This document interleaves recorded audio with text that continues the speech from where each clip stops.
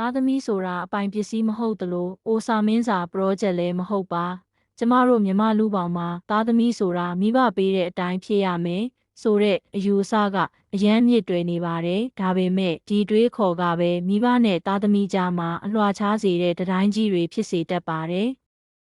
သားသမီးကိုအပိုင်ပစ္စည်းလို့သတ်မှတ်လိုက်တဲ့အခါဘာတွေဖြစ်လာနိုင်လဲကလေးရဲ့ဝါသနာကိုဖျက်ဆီးမိခြင်းမိဘဖြစ်ခြင်းနဲ့ပုံစံသွင်းပြီးကလေးတကယ်ဝါသနာပါတာတွေကိုလစ်လျူရှုမိတတ်ပါတယ်။လုံခြုံမှုမရှိတဲ့စိတ်ခံစားချက်မိဘပြောသလိုမလုပ်ရင်ငါ့ကိုချစ်တော့မှာမဟုတ်ဘူးဆိုတဲ့အတွေးကကလေးကိုစိတ်ဖိစီးစေပါတယ်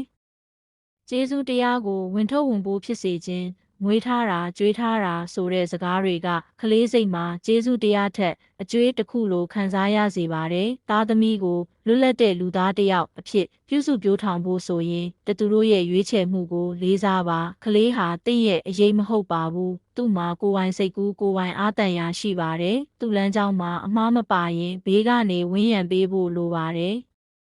နှစ်တန်ရောစဉ်ကိုအခြေခံပါပြုစုပျိုးထောင်တာဟာပြန်လုပ်ကျွေးဖို့ထက်မိဘရဲ့တာဝန်လို့မှတ်ယူပါတန်ရောစဉ်ရှိရင်သူတို့ဟာအလိုလိုပြန်လုပ်ကျွေးမှာပါစီကံချက်တွေနဲ့ချုပ်ကင်ဖို့မလိုပါဘူးသုံးနားထောင်ပေးသူဖြစ်ပါငါပြောတာနားထောင်ဆိုတာထက်သားသမီးပါဖြစ်ချင်လဲဆိုတာကိုနားထောင်ပေးပါနားထောင်ပေးခြင်းဟာကလေးကိုတန်ဖိုးထားကြောင်းပြသတဲ့အကောင်းဆုံးနည်းလမ်းပါ